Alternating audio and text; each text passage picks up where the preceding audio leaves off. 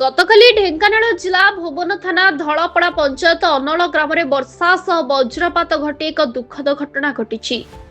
ଗ୍ରାମ ନିକଟସ୍ଥ ବଣବନ୍ଧ ପୋଖରୀ ପାଖରେ ଥିବା ଏକ ବଡ଼ ବରଗଛ ତଳେ ଆଶ୍ରୟ ନେଇଥିବା 20 ଘୁଷୁରୀ ବଜ୍ରପାତରେ ମୃତ୍ୟୁବରଣ କରିଛନ୍ତି। ମୃତ ଘୁଷୁରୀମାନଙ୍କ ମଧ୍ୟରୁ 6ଟି ମାଇ ଓ 14ଟି ଛୁଆ ଘୁଷୁରୀ ଥିବା ଜଣାପଡ଼ିଛି। ଏ ଘଟଣାରେ ଘୁଷୁରୀ ମାଲିକଙ୍କୁ ବହୁତ ଅର୍ଥନୈତିକ କ୍ଷତି ସହିବାକୁ ପଡୁଛି।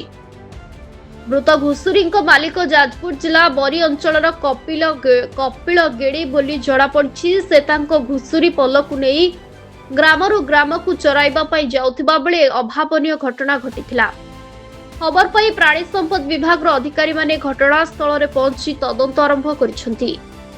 ଚରେଇ ଆଣିଥିଲୁ ବୁଲେ ବିକ୍ରି କରୁଥିଲୁ ବୁଲ ଚରୁଥିଲୁ। ଝଡ଼ ବର୍ଷା ହେଲା ଆମେ ମନ୍ଦିରକୁ ଛାଡ଼ିକି ପଳେଇଲୁ। ଗଛ ମୂଳେ ଶୋଇଥିଲେ ଘୁଷୁରୀ ଶୋଇ ଯାଇଥିଲେ, ସେଇଠି ଚଡ଼କ ମାରିଲା। ସକାଳୁ ଦେଖିଲା ସବୁ ମରିଯାଇଛି। 2 ଲକ୍ଷ ଟଙ୍କାର କ୍ଷତି ହେଇଯାଇଛି। ଆଜ୍ଞା ଅନୁରୋଧ କରୁଛୁ କିଛି ଗରିବ ଲୋକ କିଛି ସାହାଯ୍ୟ କରିବେ। Bureau report, Odisha news express.